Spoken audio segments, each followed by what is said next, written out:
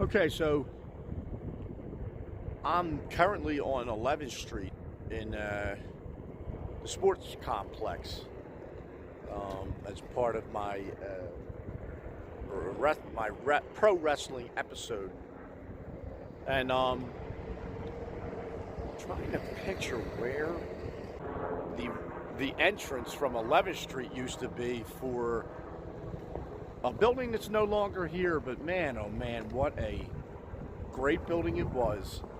Pro wrestling for everything, really. Flyers, Sixers, but WWF. They do say the building of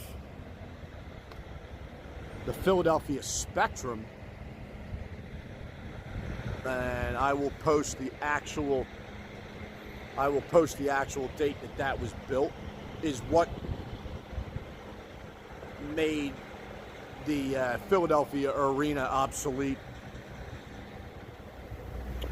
And coming up here on my left would have been the entrance to the Philadelphia Spectrum from Patterson Avenue. That's what this road is right here. So we got Patterson Avenue right here. And right up here on the left, actually they may have kept this sign. This may be the original sign that was in front of the Spectrum, which is now currently a parking lot. And the entrance to the Spectrum would have been right here from Patterson. And that used to be Veterans Stadium. Football, baseball, Phillies and Eagles spot right there. And this right here would have been where the Philadelphia Spectrum was. And my goodness,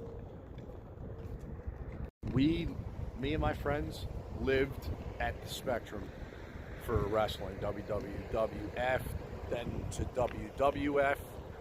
Wrestling was that was it for us, man. Oh my God, we were down there every Saturday, monthly. It was a monthly event on a Saturday night. Sometimes matinees, sometimes they did early. I remember them specifically on Saturday nights, and we would come down, and I'm going to show you just again, imagination. Turn your imagination on. I want to turn mine on because trying to remember where we were. But we would get cheap tickets. We would sit up totally on the top level of the building, and then just wander the building with our Kodak cameras, our disc cameras, the old Kodak camera that had the goofy light flash bulb on the top, which you got. I think you got 4 pictures out of that. I think out of the top, the little square thing you'd stick on the top of the camera, until the disc camera came. Then that had built-in flash. Taking pictures, and I'm going to post some of them too. And some of them, look, for really, some of them are legend. They are legendary pics. The outdoor ones you didn't need any flash for, and that they kind of happened somewhere around right here. This is Xfinity Live. There's somewhere right around here. I probably should have shot it as I passed it. So what we would do is we would come down here early. I'm gonna wrap around on this sidewalk right here. What we would do is come out here early.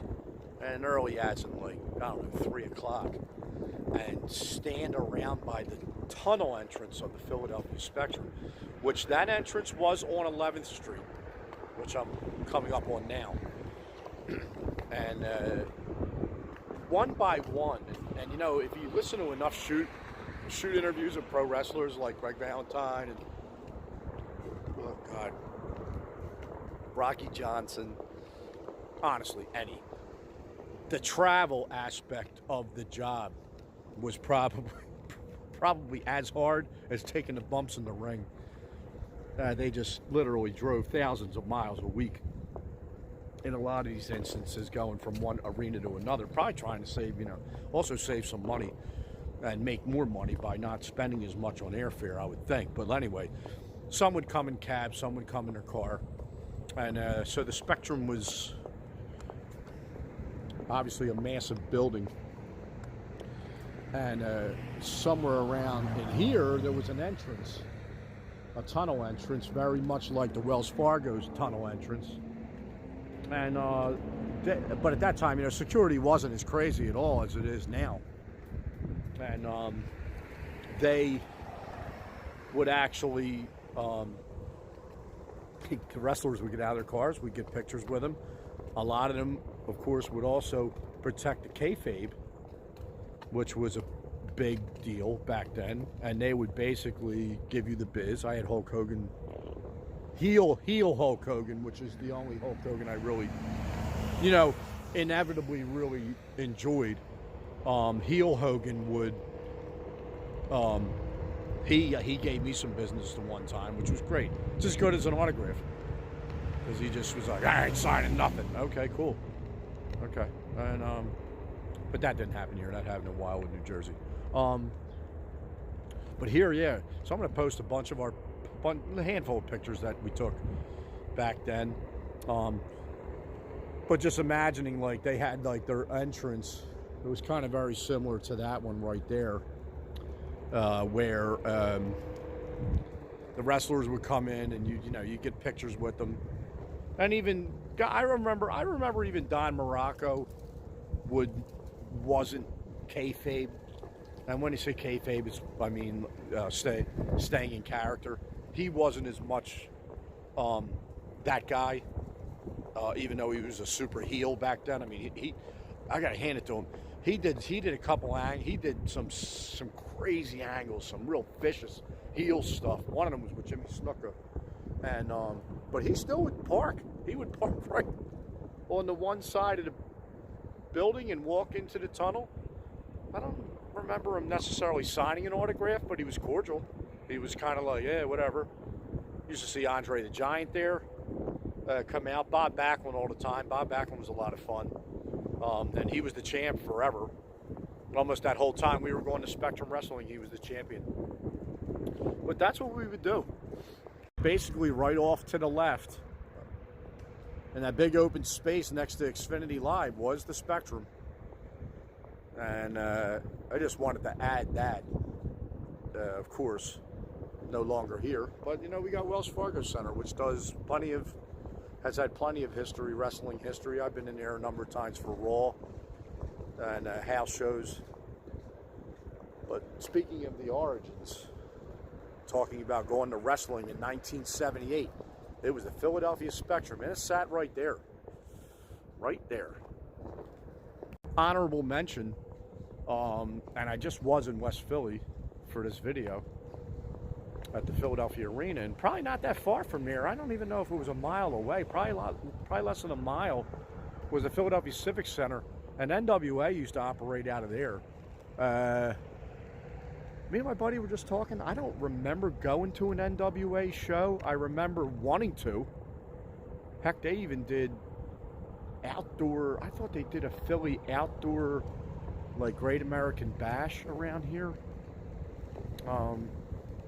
But that was a big deal back then. And the only thing now is just hospitals there, and I kind of mad I didn't swing by and just show where the location was. But the Philadelphia Civic Center was right on Civic Center Boulevard. I graduated high school in there. That was a place that NWA operated out of. Had some really great shows in the mid-'80s. It's crazy. I sit in... This is a non-wrestling story, but has to do with the Philadelphia Spectrum. I used to do fundraising for St. Martin Tourist School in Oxford Circle. And we used to have a nice little thing with the Philadelphia Phantoms. And our choir would come down and sing the national anthem at the Phantoms games. It was so much fun. The Phantoms were so much fun to be involved with. Such great times. So one time we came in an absolute blizzard.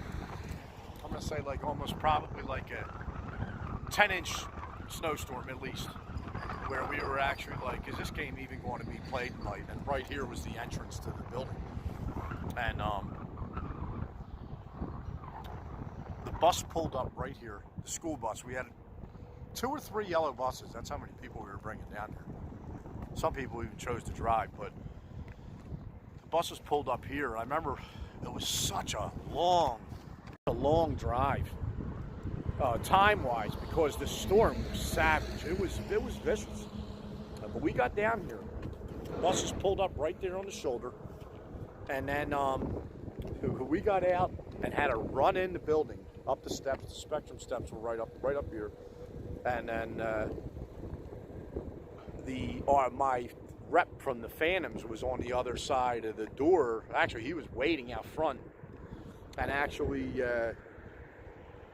he ran us right down into the locker room area where we would come out and set up on the ice, and the kids would sing the national anthem, or God Bless America.